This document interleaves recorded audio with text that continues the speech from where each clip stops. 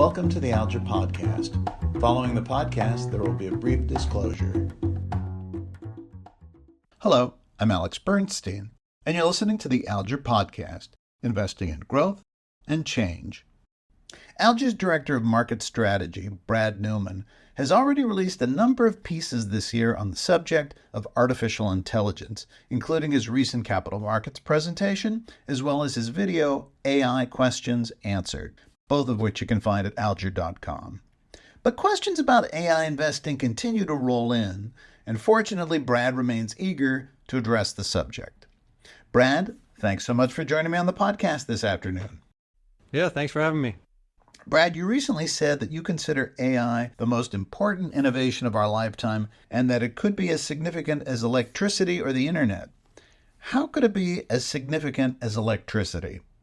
Well, so it's a general purpose technology, I think. So similar to electricity pervaded a bunch of different aspects of life. So, we built factories around electricity. The internal combustion engine was another general purpose technology. And not only obviously did it transform transportation, but we built roads and highways, and it even led to suburbs. So I think this is similar in that it's going to pervade everything we do. I think it's going to be in music and movies and our work life and our personal life. So I don't think there will be an aspect that it won't touch. And in the past, we built things that aid us physically, but I think we've never really built something that could aid us to this capacity intellectually and particularly generate all kinds of things from communication to stories, etc. And you believe it's going to permeate everything within our lifetime. So what inning do you think we're in right now? So I think one thing to understand is that this is going to happen much, much faster than technologies of the past. Let's talk about the internal combustion engine. For that to really pervade society, you had to build roads, you had to put shovels in the ground, all of society had to reorganize around suburbs and those kinds of things. Huge amount of work had to be done. The internet happened a little bit faster, but we still had to dig trenches in the ocean and put down fiber optic cables. That's not the case for artificial intelligence. All the digital infrastructure is there. Yes, we do have to build data centers, and so there is a certain amount of picks and shovels that have to hit the ground. But for the most part, a lot of this can be rolled out digitally. It took, the Microsoft operating system a quarter of a century to reach 1 billion users. We saw the Google applications like Google Search take more like around a decade. And I think you'll see things like ChatGPT reach 1 billion users in just a few years. Do you think we're at a point where almost any viable company needs to be having an AI conversation with itself to determine what their future is going to look like?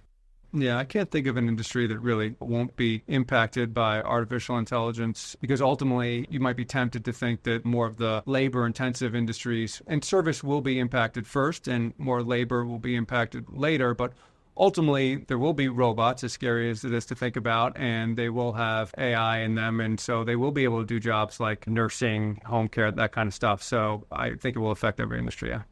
One aspect of AI that I know we've already released some papers on is digital twinning. What is digital twinning, and what are some different use cases that we're already seeing?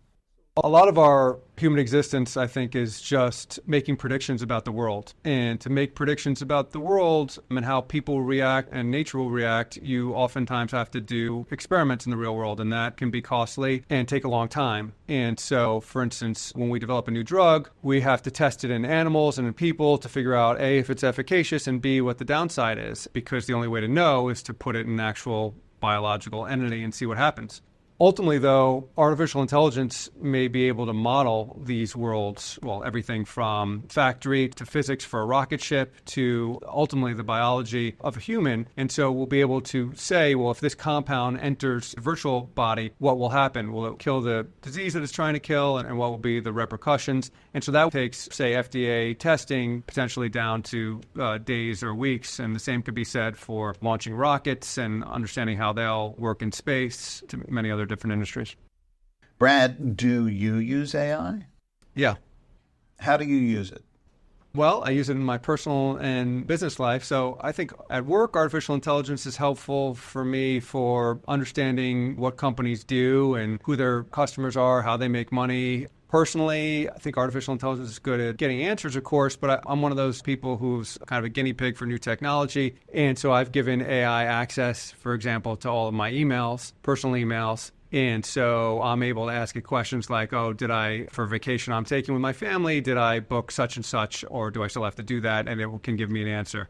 So I think the more personal data and professional data that we give AI, the more helpful it's going to be. And so, yeah, it's been helpful both on a personal and professional level. Brad, I think it's a known fact that some investors, and particularly I would say investors age 50 and over, remain wary of AI. They're not exactly sure what it is. They think it's a bubble or a passing fad. What would you say to those investors? Well, I was in a branch office last week, and I was surprised that some of the financial advisors thought it was kind of a parlor trick, kind of just entertainment, these large language models. And I understand why the person said that, but I think, again, going back to my earlier comments, AI will become so much more powerful with the data that you put in it, and it will really, I think, help you get things done when two things happen. One, the right data goes into it to make it smarter and more applicable to your own life.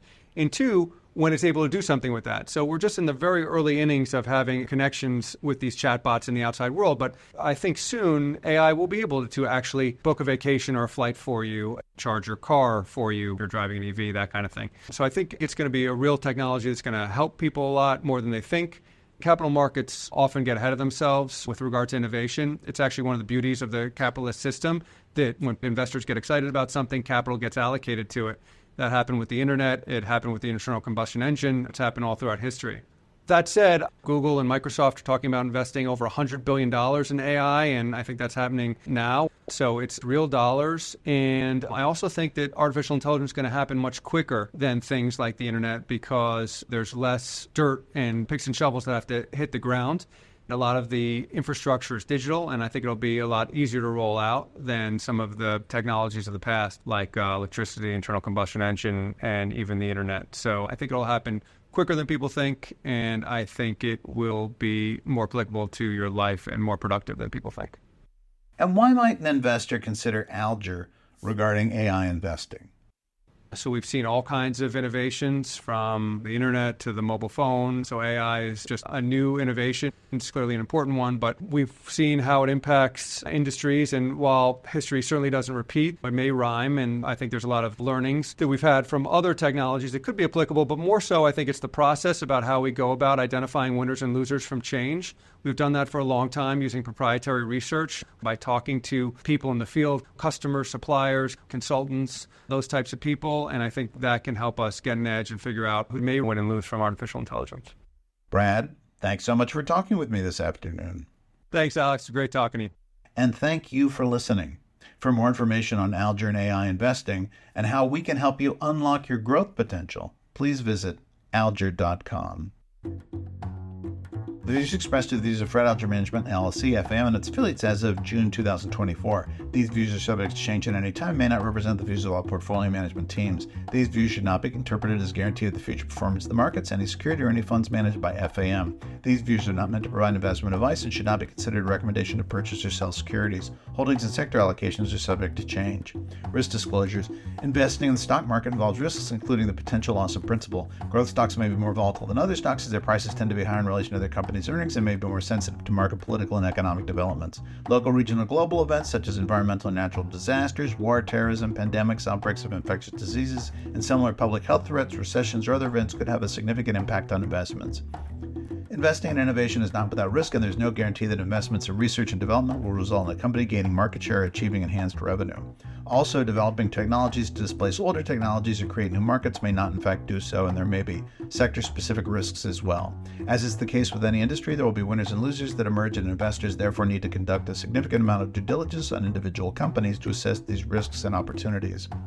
Companies involved in or exposed to AI-related businesses may have limited product lines, markets, financial resources, or personnel as they face intense competition and potentially rapid product obsolescence.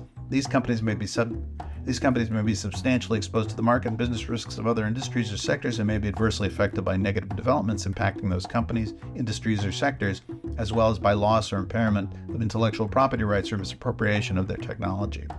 Companies that utilize AI could face reputational harm, competitive harm, and legal liability, and/or an adverse effect on business operations as content, analyses, or recommendations that AI applications produce may be deficient, inaccurate, biased, misleading, or incomplete, may lead to errors, and may be used in negligent or criminal ways. Companies exploring new technologies may face regulatory, political, or legal challenges that may adversely impact their competitive positioning or financial prospects. Past performance is not indicative of future performance. Important information for U.S. investors. This material must be accompanied by the most recent fund fact sheets if used in connection with the sale of mutual fund and ETF shares. Fred Alger & Company, LLC serves as distributor of the Alger mutual funds. Important information for UK and EU investors. This material is directed at investment professionals and qualified investors as defined by MIFID FCA regulations. It is for information purposes only and has been prepared and is made available for the benefit of investors. This material does not constitute an offer or solicitation to any person in any jurisdiction in which it is not authorized or permitted, or to anyone who would be an unlawful recipient, and is only intended for use by original recipients and addressees. The original recipient is solely responsible for any actions in further distributing this material and should be satisfied in doing so that there is no breach of local legislation or regulation. Certain products may be subject to restrictions with regard to certain persons or in certain countries under national regulations applicable to such persons or countries. Alger Management Limited, Company House number 8634056, domiciled at 85 Gresham Street, Suite 308, London, EC2V 7NQ UK, is authorized and regulated by the Financial Conduct Authority for the distribution of regulated financial products and services. FAM and/or Weatherby Capital LLC, U.S. registered investment advisors, serve as sub-portfolio managers to financial products distributed by Alger Management Limited. Alger Group Holdings LLC, parent company of FAM, and Alger Management Limited, FAM, and Fred Alger & Company LLC are not an authorized person for the purposes of the Financial Services and Markets Act 2000 of the United Kingdom, FSMA, and this material has not been approved by an authorized person for the purposes of Section 21(2)(b) of the FSMA. Important information for investors in Israel. This material is provided in Israel only to investors of the type listed in the first schedule of the Securities Law, 1968, the Securities Law, and the Regulation of Investment Advice, Investment Marketing, and Investment Portfolio Management Law, 1995. The fund units will not be sold to investors who are not of the type listed in the first schedule of the Securities Law. The following represents the noted percentages of firm-wide assets under management as of March 31st, 2024. Alphabet Inc. 2.50%, Microsoft Corporation 9.82%. Before investing, carefully consider the fund's investment objective, risks, charges, and expenses. For prospectus and summary prospectus containing this and other information, or for the fund's most recent month-end performance data, visit alger.com, call 800-992-3863 or 800-223-3810 for an ETF, or consult your financial advisor. Read the prospectus and summary prospectus carefully before investing. Distributor, Fred Alger & Company, LLC, listed on NYSE Arca Inc., not FDIC insured, not bank guaranteed, may lose value. Fred Alger & Company, LLC, 100 Pearl Street, New York, 10004, 800-305-8547, alger.com.